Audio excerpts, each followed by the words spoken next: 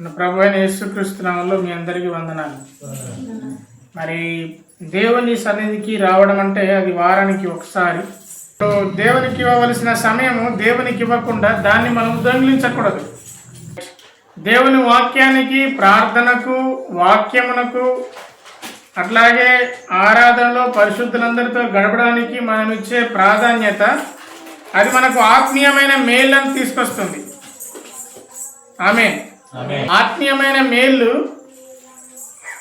అది మన ఈ ఆత్మీయ ఫలం మనకు తెలుసు. ప్రేమ, సంతోషం, సమాధానం, దీర్ఘశాంతం, దయాళుత్వం, మంచితనం, విశ్వాసం, సాత్వికం, ఆశానిగ్రహం. ఇవి సంపాదించుకుంటే వచ్చేవి కావు. ఇవి దేవుడు ఇస్తేనే మనం పొందుకుంటాం. ఒక వ్యక్తిని మనము మన స్వతహాగా ప్రేమించలేము, సంతోషాన్ని కొని తెచ్చుకోలేము, సంతోషాన్ని కావలసుకొని సంతోషంగా ఉండలేము. సమాధానం అనేది ఎవరో చెప్తే మనకు వచ్చేది కాదు. నువ్వు సమాధానంగా ఉండు, సమాధానమై కలదానివై పొమ్ము అని యేసయ్య అన్నట్టు మనకు మనం సమాధానంగా ఉండాలి అంటే అది దొరికేది కాదు. దీర్ఘశాంతం అయితే అది ఒకరు చెప్తే అసలు వచ్చేదే కాదు. మంచితనం అది చెప్పడానికి బాగుంటుంది, పాటించడం చాలా కష్టం. ఇవన్నీ ఆత్మీయ ఆశీర్వాదాలు. ఒక్కొక్క దాన్ని వివరించాలంటే చాలా సమయం పడుతుంది, కానీ ఇవన్నీ ఆత్మీయ ఆశీర్వాదాలు. ఇవి పొందుకోవడము దేవునితో గడపడం వల్ల మాత్రమే జరుగుతుంది తప్ప ఇది మనం ఎక్కడా అది పొందుకోలేము. ఆర్థిక ఆశీర్వాదాలు, డబ్బు గురించి, ఆరోగ్యం గురించి, కష్టపడితే డబ్బు వస్తుంది, ఆరోగ్యకరమైన జీవన విధానాన్ని కలిగి ఉంటే ఆరోగ్యంగా ఉంటాం. కానీ ఎప్పుడైతే దేవుని వాక్యముతో, దేవునితో సహవాసంలో ఉంటే మాత్రమే ఈ ఆత్మ ఫలం మనం పొందుకుంటాం. ఆత్మ ఫలం అది ఆత్మ ఫలాలు కావు, ఆత్మ ఫలం ఒకటే. ఒక పండు ఏ విధంగా ఫలింపునిస్తుందో, ఒకవైపు తీయగా ఉండి మరోవైపు చేదుగా ఉంటుందా పండు? ఉండదు. ఒకటే విధమైన ఫలం. ఈ ఆత్మ ఫలించాలి అంటే, మన ఆత్మ ఫలించాలంటే ఇవన్నీ మనం కలిగి ఉండాలి. ఈ లక్షణాలన్నీ మనము కలిగి ఉండాలి. అది కేవలము దేవుడిచ్చే ఆశీర్వాదం. అది ఆత్మీయమైన ఆశీర్వాదం. శారీరక ఆశీర్వాదాలు మనం పొందుతాము కూడా. అయితే ఈ శారీరకమైన ఆశీర్వాదాలు పొందకపోయినా పెద్దగా నష్టమేమీ లేదు మనకు. ఈ లోకంలో కొంత బీదరికం ఉండొచ్చు, కొంత ఇబ్బందికరంగా ఉండొచ్చు, కానీ ఆత్మీయ ఆశీర్వాదాలు పొందకపోతే మనము దేవుని రాజ్యంలో ఫలింపులో ఉండలేము. మనం ఎప్పుడు పాడుకుంటాం కదా, నిజానికి ఆదివారం ఆరాధనలో ఆదివారం ఈ పాటలు పాడితే బాగుంటుందేమో. ఈ లోకం మనది కాదు అనండి, మన తోటి ఏమీ రాదు. ఈ పాటలు వదిలేస్తాం. చనిపోయినప్పుడు మాత్రమే ఈ పాటలు గుర్తుకొస్తాయి. మరలా ఇంకోటి పరమా జీవము, ఇవన్నీ ఎప్పుడు గుర్తుకొస్తాయి? ఎవరైనా చనిపోయినప్పుడు ఈ పాటలు పాడుతుంటాం. ఎందుకు ఈ లోకముపై ప్రేమ, ఎందుకినా ఏమంటారు? ముందు ఇది శాశ్వతమా, ఎందుకు ఈ దేహముపై ప్రేమ. ఈ పాటలన్నీ ఎప్పుడు గుర్తుకొస్తాయి మనకు? చనిపోయినప్పుడే గుర్తుకొస్తాయి. బతుకున్నప్పుడు గుర్తుకురావు. బతుకున్నప్పుడు గుర్తుకొస్తాను ఏమన్నా బాగుంటావు. ఇప్పుడు ఆగనండి. పరలోకము నా దేశము, పరదేశి నేనిలా. ఈ పాటలు పాడదాం మనం ఎప్పుడైనా ఆదివారం. మాయాలోకమే ఇది, నేను యాత్రికుడను. నిన్న నేను ఎక్కడికి వెళ్ళాను, కాటారం వెళ్ళాను. మళ్ళీ చివరి ఉదయం వెళ్ళినని మళ్ళీ రాత్రికి వచ్చాను. ఇంటికి వచ్చేసరికి 10 అయింది, రాత్రి 10 గంటలకు. నా ఊరు కాదు ఇది, నా ఊరు. కాబట్టి నేను ఎక్కడ ఎక్కువసేపు లేను. నైట్ అయినా కానీ వచ్చిన. కానీ దేవుని వాక్యం చెప్తుంది ఇది కూడా నీ ఊరు కాదు, ఇది కూడా నీ ఊరు కాదు. అక్కడ నువ్వు ఒక రోజు ఉన్నావు, వింటున్నారా? ఆటారంలో ఒక రోజు ఉన్నావు, తారచుల్లో కొన్ని సంవత్సరాలు ఉంటావు, అంతే తేడా. గడియారం ముళ్ళలో కొద్ది ఎక్కువ కాలం ఇక్కడ ఉంటావు, కొంచెం ముళ్ళు తక్కువగా అక్కడ ఉంటావు. అక్కడ నువ్వు పరదేశమే, ఇక్కడ నువ్వు పరదేశమే. ఈ ఇటువంటి ఆత్మీయ ఆలోచనలు కనుక మనకుంటే మనం ఆత్మీయ ఆశీర్వాదాలు పొందుకుంటాం. దావీదు ధనవంతుడు కదా, దావీదులకు డబ్బు కొరత కొదువగా ఉందా? దావీదు రాజు కదా, దావీదు చక్రవర్తి కదా, దావీదు 12 గోత్రాలను పరిపాలించాడు, 12 గోత్రికులను పరిపాలించాడు. ఇశ్రాయేలును పరిపాలించిన దావీదునికి ఏం కొదవ? 5వ అధ్యాయము దావీదు కీర్తన 5వ అధ్యాయం చూడండి.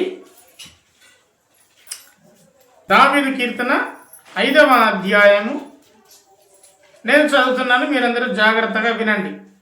యెహోవా నా మాటలు చెవిని పెట్టుము, నా ధ్యానం మీద లక్ష్యముంచుము. ధ్యానము, మెడిటేషన్ అంటే మనం ఉదయమే లేచి ఈ ముక్కుతో ఈ గాలి పీల్చుకొని ఈ ముక్కుతో ఈ గాలి పీల్చుకున్నట్టు, లేకపోతే శ్వాస మీద కంట్రోల్ చేస్తూ శ్వాస గురించి ఆలోచిస్తూ చేసే మెడిటేషన్.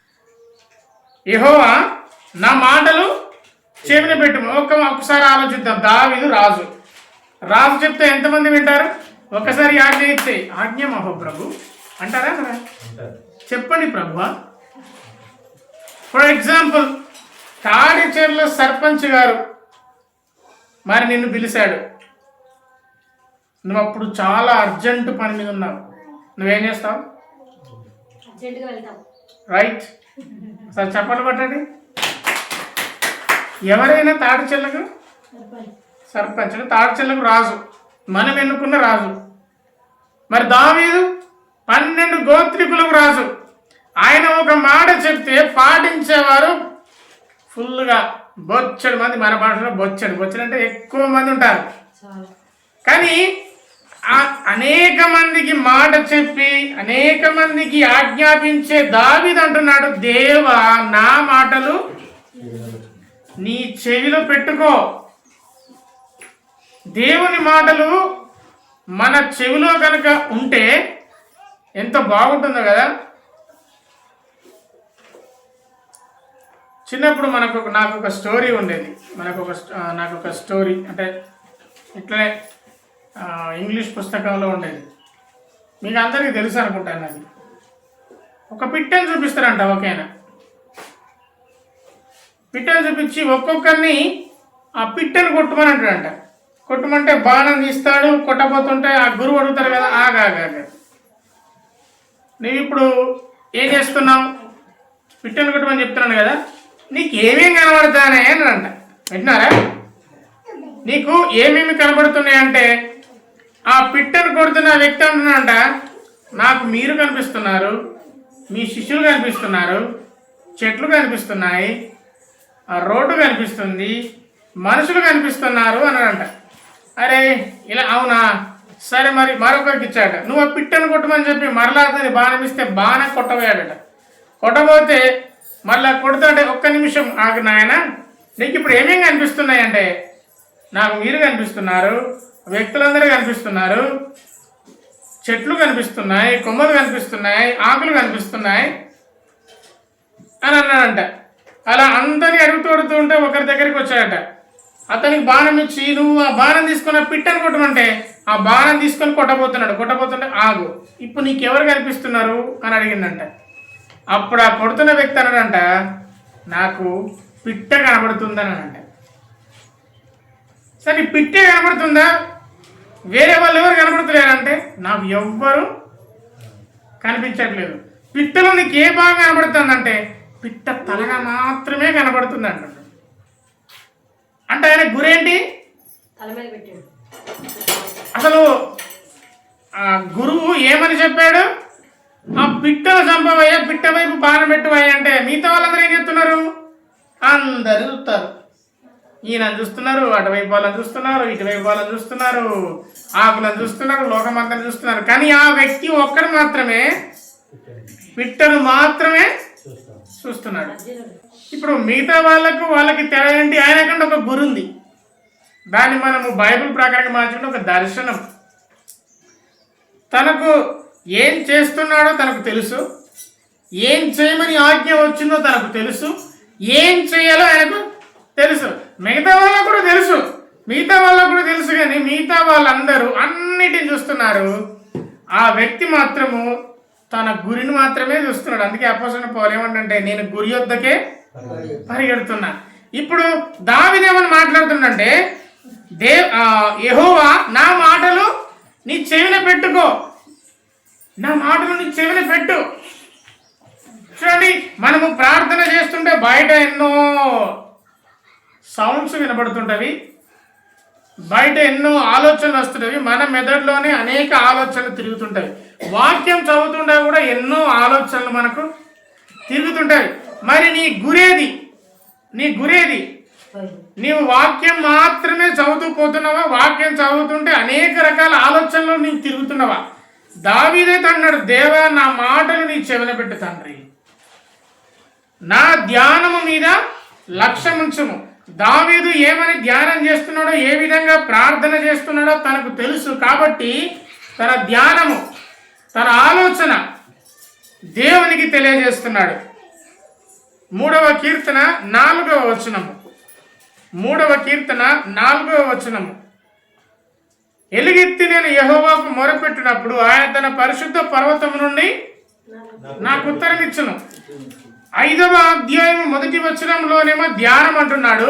3వ అధ్యాయం 4వ వచనంలోనేమో ఎలుగెత్తి నేను మొరపెడతాను. చేసేది రెండు అదే, అక్కడ ప్రార్థనే, ఇక్కడ ప్రార్థనే. మరి 3వ అధ్యాయంలో బిగ్గరగా ప్రార్థన చేస్తున్నాడు, 5వ అధ్యాయంలో నెమ్మదిగా ప్రార్థన చేస్తున్నాడు. మన దేవుడు బిగ్గరగా ప్రార్థన చేసిన, నెమ్మదిగా ప్రార్థన చేసిన వింటాడా? వింటాడు. నీ ప్రార్థన నా సన్నిధికి చేరినట్టుగా ప్రార్థన చేయమంటే ఒక వ్యక్తి ఏం చేశాడంటే గట్టిగా ఆడడం మొదలుపెట్టిండంట. ఆయన సన్నిధి ఎక్కడో పరలోక రాజ్యం ఉంటుంది కాబట్టి సౌండ్ చేయడం మొదలుపెట్టాడు. దానివల్ల గొంతు పోతే తప్ప ప్రయోజనం ఏమి కూడా ఉండదు. దేవుడు నీవు బిగ్గరగా ప్రార్థన చేసినా వింటాడు, మౌనముగా ప్రార్థన చేసినా వింటాడు. సమయాన్ని, అనుకూలతను బట్టి మనము ప్రార్థన చేసే విధానం మారాలి. ఆ విషయాన్ని దావీదు నుండి మనం నేర్చుకుంటున్నాం. 2వ వచనంలో అంటున్నాడు, నా రాజా, నా దేవా, నా ఆర్తధ్వని ఆలకించుము. ఆర్తధ్వని అంటే ఏంటి చెప్పండి? ఆర్తధ్వని అంటే అర్థం ఏంటి? సౌండ్. తనలో వచ్చే మాటలు, తన నుండి వచ్చే మాటలు. ఆర్తధ్వని, నాలో నుండి వచ్చే మాటలు నీవు అంగీకరించు అంటూ అన్నాడు. నా దేవా, నా రాజా. ఈ మాట పలుకుతున్నది రాజు. దావీదునకు రాజు ఎవరు? దేవుడు. చెప్పండి, ఎవరు? దేవుడు. నీకు రాజు ఎవరు కావాలి? దావీదునకు రాజు ఎవరు? దేవుడు. అందుకే అంటున్నాడు, నీవు నా రాజువి. 74వ కీర్తన 12వ వచనం. 74వ కీర్తన 12వ వచనం. పురాతన కాలం మొదలుకొని దేవుడు నా రాజై ఉన్నాడు. ఈ కీర్తన రచించినది ఆసాపు. చెప్పండి, ఎవరు? ఆసాపు. ఆసాపు అంటే వ్యక్తే కదా. ఎవరి ఆసాపు అంటే దావీదు సంస్థానంలో, దావీదు రాజ్యంలో మ్యూజిక్ ప్లే చేసేవాడు, పాటలు పాడేవాడు. దావీదు దగ్గర ఉన్న ఆసాపు అంటున్నాడు, పురాతన కాలం మొదలుకొని దేవుడు నాకు రాజు.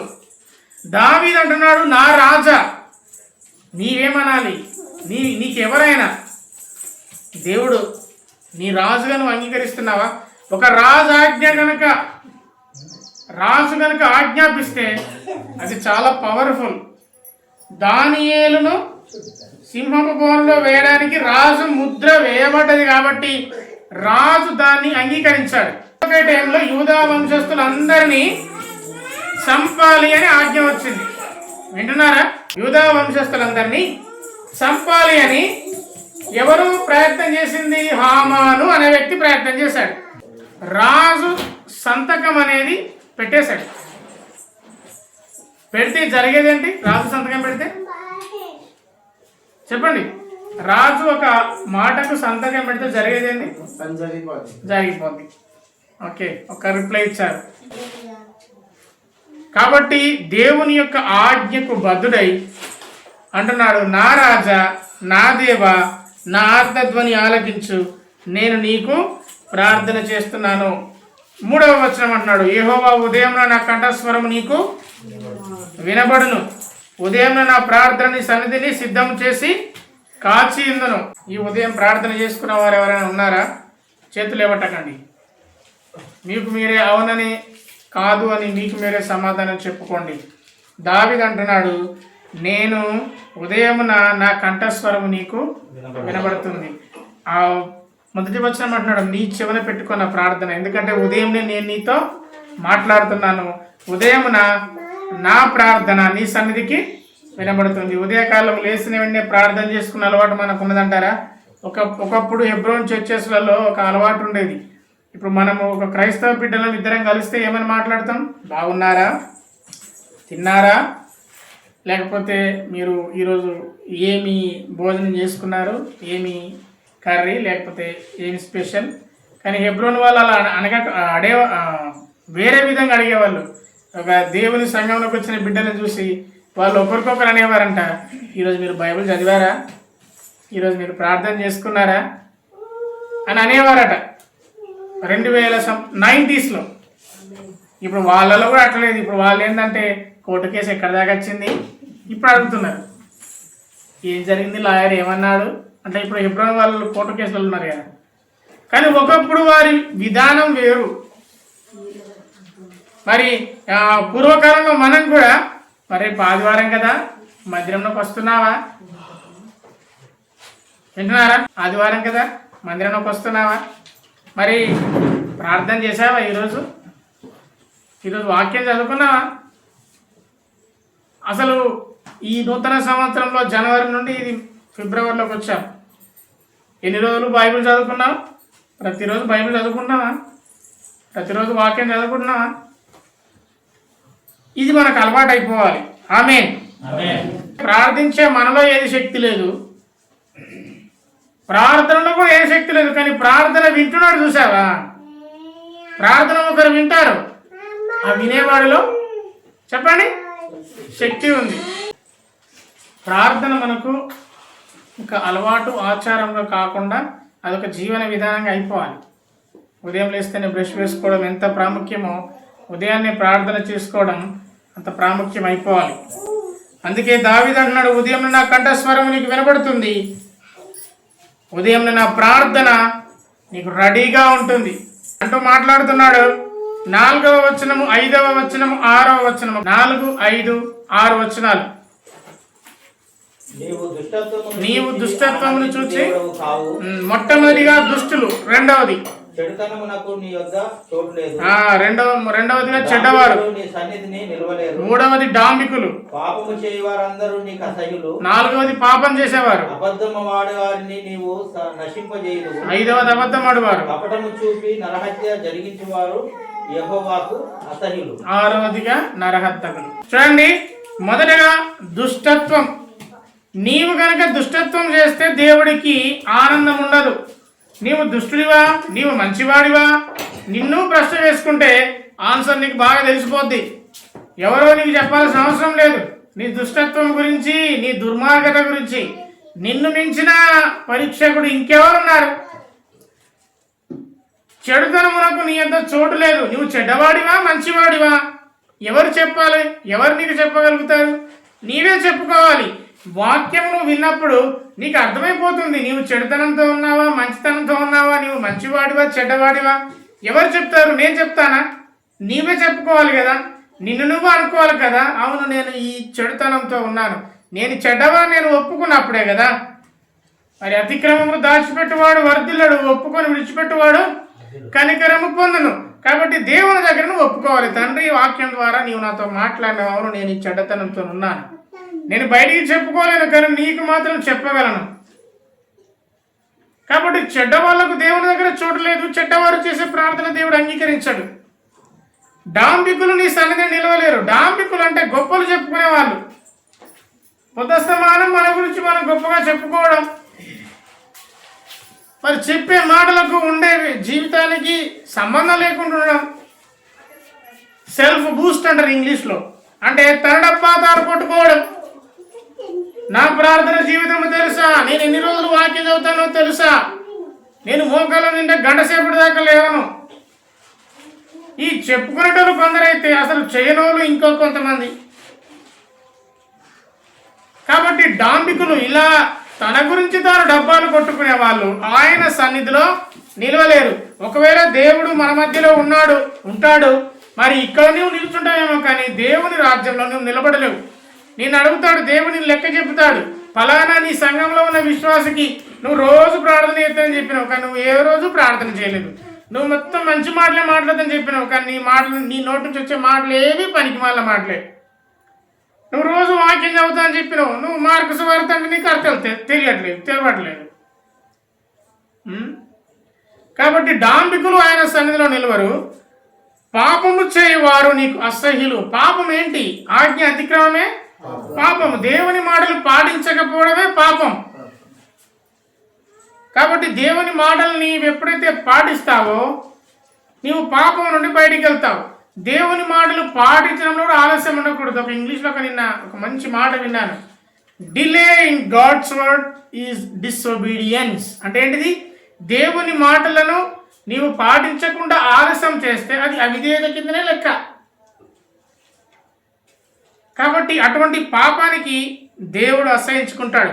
అబద్ధమాడు వారిని నీవు నశింపజేయదు. మనలాంటి దేవుని బిడ్డలకు, మనలాంటి విశ్వాసాలకు అసలు అబద్ధం అంటే పాపమే కాదు. సింపుల్గా అబద్ధాలు ఆడేస్తాం. అటువంటి అబద్ధాలు ఆడే వారికి దేవుడిచ్చే శిక్ష నరకం.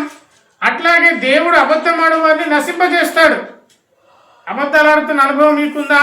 ఉంటే ఉండొచ్చు, కానీ దేవుని సన్నిధిలో మొరపెట్టి వదిలిపెట్టడం చాలా ఉత్తమం. ఎందుకంటే అబద్ధం ఆడే వారిని ఆయన నశింపజేస్తాడు. కపటము చూపి నరహత్య జరిగించేవారు యెహోవాకు అసహ్యులు. నరహత్య జరిగించడం అంటే ద్వేషించే వారిని కూడా నరహంతకుడని దేవుని వాక్యం చెప్తుంది. నీవు ఇతరులను కారణం లేకుండా, ఒకవేళ కారణం ఉన్నా నీవు ద్వేషించకూడదు. ద్వేషానికి వ్యతిరేకం ప్రేమ. ద్వేషించేవాడు ఎప్పటికీ ప్రేమించలేడు. కాబట్టి నరహత్యను దేవుడు ఏమన్నాడంటే, నువ్వు ద్వేషించినా నరహంతకుడివే. నువ్వేమని ద్వేషిస్తావు? నీ ద్వేషానికి ఒక కారణం ఉంటుంది, నీ ద్వేషానికి ఒక రీజన్ ఉంటుంది, నీ ద్వేషానికి ఒక ఫలితం రావాలని కోరుకుంటావు. నువ్వు ద్వేషించి ఫలానా వ్యక్తి మీద బాగా ద్వేషం పెట్టుకొని వాడు నాశనమైపోవాలని కోరుకుంటావు. నాశనమైపోవాలంటే చనిపోవాలనే కదా. నువ్వు చనిపోవాలని కోరుకున్నావు కాబట్టి నువ్వు చంపినట్టే. కాబట్టి ఒకరి నాశనాన్ని కోరుకొని ఒకరిని ద్వేషించే వారిని మరి దేవుడు అసహించుకుంటాడు. ఒకవేళ నిన్ను ప్రేమించేవారు ఉండొచ్చు, నువ్వు ద్వేషించినా కానీ నిన్ను ప్రేమించేవారు లోకంలో ఉంటారు, నీ కుటుంబ సభ్యులు ఉంటారు, నీ స్నేహితులు ఉంటారు. పైగా ద్వేషించేవాడు మంచిగా స్నేహితులు అయిపోతాడు. శత్రువుకు శత్రువు ఏమైపోతాడు? మిత్రుడు అవుతాడు. నాకు ఒక వ్యక్తి శత్రువు, అతన్ని శత్రువుగా భావించేవాడు ఇంకో ఉన్నాడు. మేమిద్దరం కలిసిపోతాం. మేము ఎంత మిత్రులు అయిపోతాం, ప్రాణ మిత్రులం అయిపోతాం. మేమిద్దరం మాట్లాడుకున్నప్పుడల్లా నా ద్వేషపు మాటలు చెప్తుంటా. వారు ఇలా అయిపోవాలి, వారు అలా అయిపోవాలి, వారు నశించిపోవాలంటే వాడు దానికి నన్ను సపోర్ట్ చేస్తాడు. నిజమే, వాడు నాశనం అయిపోవాలి, వాడు చనిపోవాలి, వాడు ఈ లోకంలో ఉండకుండా వెళ్ళిపోవాలి. నువ్వెవరిని నిర్ణయం చేయడానికి? వాడు ఉండకూడదు, వాడు పోవాలనడానికి. అసలు నేను ఎవరిని? వారికంటే ముందు నిన్నే ఎత్తుకొని పోతాడు. ఏం చేస్తావు? ఒకరి నాశనాన్ని కోరుకుంటున్న నువ్వు వానికంటే ముందు నీవే నాశనమైపోతావేమో భయపడి దేవుని సన్నిధికి వచ్చి పాపాన్ని ఒప్పుకో కదా. కాబట్టి ఎవరి నాశనాన్ని మనం కోరుకోవడానికి వీల్లేదు. దేవుడు ఎప్పుడు ఎవరిని నశించిపోవాలని అన్నాడు అనలేదు కదా. కానీ అటువంటి వాళ్ళను దేవుడు నశింపజేస్తాడు. కాబట్టి ఆ భయం మనకు ఉండాలి. దేవుని వాక్యం అంటే భయం లేకపోతే, దేవుని వాక్యం అంటే మనకు ఆ భయము కనుక మన హృదయంలో పుట్టకపోతే మనం కోరుకునేది అదే, ఇతరుల నాశనం, ఇతరుల సర్వనాశనం. కాబట్టి అటువంటి వారిని దేవుడు అసహించుకుంటాడు. దేవుడు అసహించుకుంటున్న ఈ గుంపులో నీవు ఉన్నావా? దావీదుతో పలుకుతున్నాడు, ఇటువంటి వారు తండ్రి నీకు అసహ్యులు. అయితే 7వ వచనంలో అంటున్నాడు, నేనైతే నీ కృపాతిశయమును బట్టి నీ మందిరంలో ప్రవేశించదని. దావీదు ఎందుకు దేవుని మందిరంకి వచ్చాడంటే, నేనైతే ఇందులో ఉండకుండా ఉండాలని, నన్ను నేను కాపాడుకోవాలని నీ కృప నాకు తోడుగా ఉంది. కాబట్టి నేను ఎవరిని అసహించుకోవట్లేదు, ఎవరి నాశనాన్ని కోరుకోవట్లేదు, చెడ్డ తలంపులు నాలో లేదు, నాకు నేను గొప్ప చెప్పుకోవట్లేదు. దావీదు ఎప్పుడైనా యుద్ధంలో ఓడిపోయాడా? 40 సంవత్సరాలు ఏకఛత్రాధిపత్యంతో ఇశ్రాయేలును పరిపాలించిన దావీదు ఏ రోజు ఎక్కడ అపజయం పొందలేదు. అపజయం పొందని వ్యక్తి ఎంతగా గర్వంగా ఉంటాడు, ఎంతగా డబ్బా కొట్టుకుంటాడు. ఒక చిన్న పని మనం చేయగానే ఇక ముందు వెనక ఇద్దరు ఏర్పరచుకొని, ఇద్దరు అటో ఇటో పెట్టుకొని, నేను చూసినావా ఈ పని చేసిన, నేను చూసినావా ఇది చేసిన, నేను చూసినావా నేనెంత గొప్పను అంటే వీడు అనుకున్నాడు డబ్బా కొట్ట. ఈ డబ్బా బతుకులు బతికే కంటే నిజంగా దావీదును ఒక్కసారి కనుక ఆలోచన చేస్తే 40 సంవత్సరాలు ఏ రోజు యుద్ధంలో ఓడిపోని దావీదు ఏ రోజైనా నేనే యుద్ధం చేసి గెలిచిన అన్నాడా? అదైనా మనసులోకి రానిచ్చిండా? ఒకవేళ మనసులో రాకుండా ఉండదు, కానీ తప్పని తెలుసు కాబట్టి భయపడ్డాడు. ఆమె దేవుని బిడ్డలముగా, దేవుని పిల్లలముగా ఖచ్చితంగా మనం ఏదైనా గొప్ప కార్యం చేసినప్పుడు, ఘనకార్యం చేసినప్పుడు, మెచ్చుకునే పని చేసినప్పుడు ఖచ్చితంగా అది మనకు గర్వమే. కానీ అది నెత్తికెక్కించుకోకపోతే అది మనకు మేలు చేస్తుంది. చెప్పండి, అది మనకు మేలు చేస్తుంది. ఎలా మేలు చేస్తుంటే దేవుడు మనకు మేలు చేస్తాడు. ఎప్పుడైనా దావీదు, నేను చిన్న పిల్లగాన్ని, ఇశ్రాయేలు మొత్తం పారిపోతున్నారు, ఒక్కనే పోయి చంపిన తెలుసా అని ఎప్పుడు అన్నాడా? గొలియాతును ఒకవేళ అన్నాడే అనుకో, అనడానికి కూడా ఆయన అర్హుడే, చెప్పుకోవడానికి కూడా అర్హుడే, అవునా కదా? కానీ చెప్పుకున్నాడా? లేదు. కాబట్టి చెప్పుకునేది అది నేను మోసం చేస్తుంది. అందుకే నేనైతే అలా ఉండను తండ్రి, నేనైతే నీ కృపాతిశయమును బట్టి నీ మందిరంలో ప్రవేశిస్తాను. దేవుని బిడ్డలముగా సరే, మందిరంలోకి మీరందరూ వచ్చారు, దేవుడు మిమ్మల్ని దీవించును గాక. మరి ఇటువంటి లక్షణాలు పెట్టుకొని కనుక మీరు వస్తే మరి ఈ తీర్పులని మనకు వస్తాయి. కాబట్టి ఇటువంటి వాటి నుంచి మనము దూరం అయిపోదుము గాక. మరి ఇటువంటి వాటిని లేకుండా మీరందరూ వచ్చినప్పుడు మీరు జ్ఞాపకం పెట్టుకోవాలి, దేవుని కృపాతిశయమును బట్టి ఇక్కడ మనం కూర్చున్నాం. దేవుని కృప ఈరోజు బ్రతుకున్నామంటే, కాటారంలో లారీ మీద పోతే పీసులు అయిపోయాడు, పేగులు కూడా మొత్తం బయటకు వచ్చేసినాయి. ఎన్నోసార్లు మనం ప్రయాణాలు చేస్తున్నాం, ఎన్నోసార్లు కాటారములు వెళ్తున్నాం, వస్తూ ఉన్నాం, ఎన్నోసార్లు ప్రయాణం చేస్తున్నాం. దేవుని దయవల్ల బ్రతుకున్నాం. దేవుని కృప, ఎన్నో యాక్సిడెంట్ నుంచి దేవుడు మనల్ని కాపాడాడు. ఇంకా మనకు ఇక్కడ మనకంటే ఆరోగ్యంగా ఉన్న వాళ్ళు, అందంగా ఉన్న వాళ్ళు, డబ్బున్న వాళ్ళందరూ చనిపోయారు. దావీదు అన్నాడు, నీ కృపను బట్టే నేను ఈ మందిరంలో ప్రవేశిస్తున్నాను, నీ యందు భయభక్తులు కలిగి నీ పరిశుద్ధాలయం దిక్కు చూచి నమస్కరిస్తున్నాను. అయ్యా, నేను ఎవరికి భయపడలేదు, నా శత్రువులకు భయపడలేదు, నీకు నేను భయపడుతున్నాను. నేను ఈ లిస్టులో ఉండకుండా ఇది ఎక్కడ నన్ను నశింపజేస్తుందో, ఈ లక్షణాలన్నీ ఎక్కడ నాకు వచ్చి నా మీద పడుతుందో అని నాకు భయం ఉన్నది. ఆమేన్. అని మనకు ఉందా లేదా భయం ఉన్నదా? ఎవరైనా నిన్ను పొగిడారనుకో, ఎవరైనా నిన్ను గొప్ప చేశారనుకో, నువ్వేం చేస్తావు? ఎక్కుతావా మెట్లు? నిచ్చెన ఎక్కుతావా? ఆకాశం ఎక్కుతావా? ఎవరైనా నిన్ను ఆయన మామూలు వ్యక్తా, అతడు చాలా గొప్ప వ్యక్తి అంటే నువ్వేమనుకుంటావు? 40 సంవత్సరాలు అసలు ఓటమి లేకుండా ఉన్న దావీదును పక్కవాడు, దావీదుల దగ్గర ఉన్న వారందరూ ఎన్నిసార్లు పొగిడుంటారో. దావీదు అసలు ఏం మామూలు వ్యక్తి? రాజు చిన్న పిల్లగాడు, 6 అడుగుల 6 మూరల వ్యక్తి అయిన గొలియాతును ఒక్క రాయితో చంపేశాడు, తల నరికేశాడు. ఆయనను చూసి ఇశ్రాయేల్ అందరూ పారిపోయారు, కానీ ఒక్క నిలబడ్డాడు, చిన్న బుడ్డోడు. అప్పటి నుండి దావీదు తెలుసా, సింహాన్ని చంపిండు. ఒకవేళ అక్కడే మనం ఉంటే మనం ఏమనుకుంటాం? నేను లేకముందు నా గురించి మాట్లాడుతున్నాను, సడన్గా ఎంటర్ అయినా అనుకో, ఈ గల్ల కొంచెం ఇట్లా ఎగిరేసి నేనే. ఆ దావీదు ఎవరు తెలుసా? నేనే. వస్తారా అది?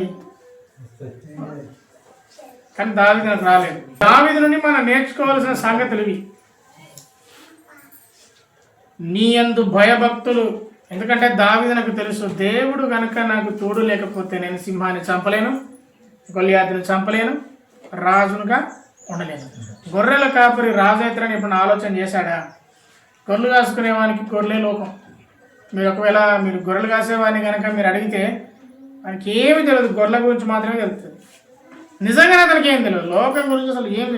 మీకు తెలుసు, గొర్రెలు కాచుకునే వ్యక్తులు మీరు అడగండి, అతనికి ఏమీ రాదు, ఏదైనా ఆయన చెప్పలేడు, కేవలం గొర్రెల గురించి మాత్రమే చెప్పాలి. ప్రొద్దున లేస్తాడు, టిఫిన్ పట్టుకుంటాడు, కట్టె పట్టుకొని గొర్రెలను పోతాడు, మళ్ళీ రాత్రి ఎప్పుడు వస్తాడు, మళ్ళీ ప్రొద్దున అయితేనే మళ్ళీ డ్యూటీ. అతనికి ఈ లోకంలో జరిగేది ఏమవుతుందో ఆయనకి ఏమీ తెలియదు. అటువంటి వాడిని దేవుడు రాజుగా నియమించాడు. కాబట్టి నిన్ను నన్ను దేవుడు హెచ్చించడానికి సమర్థుడు. ఆమేనండి. తగిన కాలంలో దేవుడు మళ్ళీ హెచ్చించును కాక. దేవుడు ఎవరిని హెచ్చించడు, దేవుడు ఎవరిని తగ్గించడు. దేవుడు ఎవరిని ఎక్కడ ఉంచాలో అక్కడనే ఉంచుతాడు. మరి ఇప్పుడు నన్ను ఇక్కడ ఉంచుదాం అనుకుంటాను, రేపు ఎక్కడ ఉంచుదాం అనుకుంటానో నాకు తెలియదు, మీకు తెలియదు. 51వ కీర్తన మొదటి వచనం చూడండి. 51 మొదటి వచనం.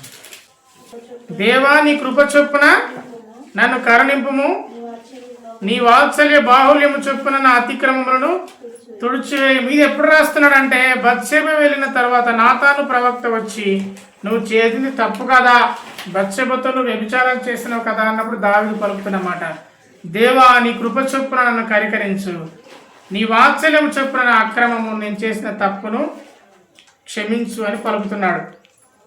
69వ కీర్తన 12వ వచనం. 69వ కీర్తన 12వ వచనం. గుమ్మంలో కూర్చుండి వారు నన్ను గురించి మాట్లాడతారు, తాగుబోతులు నన్ను గురించి పాటలు పాడతారు. యెహోవా అనుకూల సమయంలో నేను నిన్ను ప్రార్థించున్నాను. దేవా నీ కృపా బాహుల్యమును బట్టి, నీ రక్షణ సత్యమును బట్టి నాకు ఉత్తరం ఇవ్వు. అంటే దావీదు ఎప్పుడు మాట్లాడుతున్న, తండ్రి నీ కృపను బట్టి నాకు సమాధానమే, నీ వాత్సల్యతను బట్టి నాకు సమాధానమే. దేవునికి మహిమ కలుగును గాక. దావీదు ప్రార్థన ఎలా ఉంది, పాపము చేసినప్పుడు తన ప్రార్థన ఎలా ఉంది, తాగుబోతులు తన గురించి పాటలు పాడుతారు, చాలా మంది హేళన చేస్తున్నారేమో. అటువంటి సందర్భాల్లో దావీదు పలుకుతున్న ప్రార్థన ఎంత గొప్పగా ఉంది. 8వ వచనము. యెహోవా నా కొరకు పొంచి ఉన్న వారిని బట్టి నీ నిత్యానుసారముగా నన్ను నడిపించుము, నీ మార్గము నాకు స్పష్టముగా కనపరచుము. దేవా నీవే నన్ను నడిపించు, నడిపిస్తాడు. పాడదాం. నా దేవుడు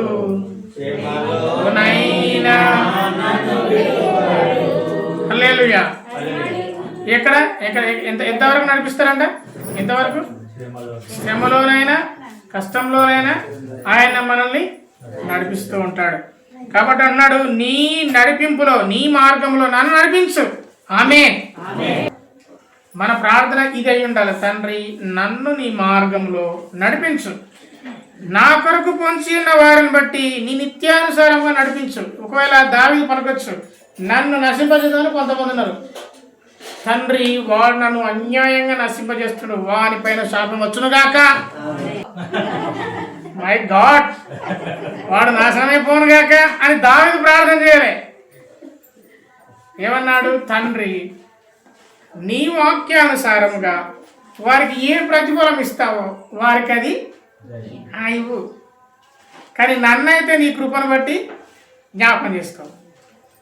దావీదు అనలేదు, తండ్రి నీ కృప చొప్పున నేను నడుస్తున్నాను కదా, నన్ను పొంచి ఉన్నారు, వాళ్ళను కథం చేయి. నో, నీ వాక్యానుసారంగా నీ నిత్య సంకల్పంలో వారిని నీవు ఏం ఆలోచన చేస్తున్నావో అదే వారికి చెయ్యి, కానీ నీ మార్గం మాత్రం నాకు స్పష్టంగా తెలియదు. మార్గం కనుక మనము స్పష్టంగా తెలియకపోతే ఈ లక్షణాలకు వెళ్ళిపోతాం. డాంబికులం అయిపోతాం, పాపం చేస్తాము, అబద్ధం ఆడతాము, నరహత్య చేస్తాము, దుష్టులం అయిపోతాం. ఇతని శత్రువులు ఎట్లా ఉన్నారో తెలుసా? 9వ వచనం. వారి నోట యథార్థత లేదు, వారి అంతరంగం నాశనకరమైన గుంట, వారి కంఠము తెరిచిన సమాధి, వారు నాలుకంతో ఇచ్చుకమలాడుదురు. 9వ వచనంలో చూడండి, మన శత్రువులు ఇంత భయంకరంగా ఉంటారు. వారి నోటిలో యథార్థత ఉండదు, వారి అంతరంగము నాశనకరమైన గుంట. ఒక గుంటలో పడిపోతే ఒక నాశనకరమైన గుంటలో పడిపోతే చావే మనకు శరణ్యం. వారు నాశనకరమైన గుంట లాంటి వాళ్ళు, వాళ్ళ కంఠము తెరిచిపోయిన సమాధి లాంటిది. వాళ్ళ నాలుకతో ఇష్టానుసారంగా మాట్లాడతారు. అంటే వారి మాటలు కూడా చాలా ప్రాణాంతకమైనవి. చెప్పండి, ఎటువంటివి? ప్రాణాంతకమైనవి. పాటలతో ప్రాణాలు తీసేవారు వారందరూ ఉన్నారు. వారిని నిత్యానుసారంగా నడిపించు, కానీ నీ మార్గం మాత్రం నాకు బోధించు. దేవా, వారు నీ మీదుగా తిరగబడి ఉన్నారు. వారు అపరాధులుగా తీర్చుము. వారు తమ ఆలోచనలో చిక్కుబడి కూలుదురు గాక. ఇప్పుడు ఆమెనండి.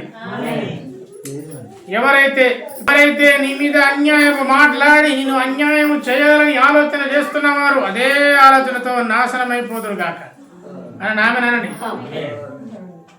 దావీదు ప్రార్థన చేస్తాను, తండ్రి వారు ఆలోచన చేసి నన్ను చంపుదాం అనుకుంటున్నారు. వారు ఎటువంటి ఆలోచన చేసి నన్ను నాశనం చేద్దాం అనుకుంటారు, ఆ ఆలోచనలో వాళ్ళే వెళ్ళాలి. నాకు మాత్రము నీ మార్గము స్పష్టముగా బోధించు. చెప్పండి, నాకు మాత్రం నీ మార్గము స్పష్టముగా బోధించు. ఎవరైతే చెడ్డ ఆలోచన చేస్తున్నారో ఆ ఆలోచనలోనే వాళ్ళు ఉంటారు, ఆ ఆలోచనలోనే వాళ్ళు నాశనం అయిపోతారు. హామాను మొర్దెకై కోసం ఉరికొయ్య చేయించాడు. చివరికి హామాను అదే ఉరికొయ్య పైన వేలాడదీయబడ్డాడు. ఇంకా ఎన్ని ఉదాహరణలు ఉన్నాయి బైబిల్లో? మొర్దెకైని చంపాలని మంచిగా చెక్కతోని, కొత్త చెక్కతోని మంచి ఉరితాడు చేయించాడు. ఇక కొన్ని కార్యాలు, కొన్ని ఆలోచనలు జరిగిన తర్వాత మరి అహశ్వేరోషు రాజు అంటాడు, ఇతను ఇంత తప్పు చేస్తాడు ఆ యూదులను చంపాలని, ఇతను నేను శిక్ష చేయాలి, ఏం చేయాలి అంటే అహశ్వేరోషు రాజు దగ్గర ఉన్నానని చెప్తాడు. ప్రభువా, మరి మొర్దెకైని చంపుదామని అతను ఒక ఉరికొయ్య చేయించిందంటే అదే ఉరికొయ్యని తెప్పించి ఇతను ఉరే. దేవుని పిల్లలముగా ఎవరైనా నీకు ఉరేద్దామని ఆలోచన చేస్తే వాళ్ళే ఆ ఊర్లో పడిపోతారు. మనం ప్రార్థన చేయవలసింది, మనం ఆలోచన చేయవలసింది వారి గురించి కానే కాదు అనే సంగతిని దావీదు మనకు నేర్పిస్తున్నాడు. నిన్ను ఆశ్రయించు వారు సంతోషించుదురు, నీవే వారిని కాపాడుదు గనక వారు నిత్యము ఆనంద ధ్వని చేయదు. మనము ఆనందంగా ఉండాలంటే దేవుడు మనల్ని కాపాడాలి. యెహోవా నీతిమంతులను ఆశీర్వదించువాడవు నీవే. కేడముతో కప్పినట్లు నీవు వారిని దయతో కప్పెదవు. కావున నీ నామను ప్రేమించువారు నిన్ను గురించి ఉల్లాసింతురు. చూడండి, ఇప్పటి వరకు ఇన్ని శాపకరమైన మాటలు, ఎన్నో దుష్టకరమైన మాటలు దుష్టుల గురించి మాట్లాడుతూ ఉన్నప్పుడు దేవుడు నీతిమంతులకు ఇచ్చే ఆశీర్వాదాలు ఎలాంటివి? అసహ్యులకు దేవుడు ఇచ్చేది నశింపజేయడం. డాంబికులు ఆయన సన్నిధిలో ఉండలేరు, పాపం చేసేవారు నశిస్తారు. కానీ ఎప్పుడైతే ఆయన ఆశ్రయిస్తారో సంతోషం ఉంటుంది, ఎందుకంటే ఆయన కాపాడుతారు కాబట్టి ఆనందం ఉంటుంది. నీతిమంతులను ఆశీర్వదించేవాడు నీవే అనండి. నీతిమంతులను ఆశీర్వదించేవాడు నీవే. ఇప్పుడు నన్ను ఆశీర్వదించేవాడు దేవుడే, మిమ్మల్ని ఆశీర్వదించేవాడు దేవుడే. కానీ కండిషన్ అప్లై. మరి నీవు నీతిమంతుడు అయితే దేవుడు నిన్ను ఆశీర్వదిస్తాడు. ఆమెనేనండి. మరి నీవు నీతిమంతుడు అయితేనే ఆశీర్వాదం పొందుతాడు. ఇప్పుడు నువ్వు నీతిమంతుడే కాకుండా నేనేదో ప్రార్థన చేస్తే నీకు ఆశీర్వాదం వస్తుందంటే అది పిచ్చితనమే.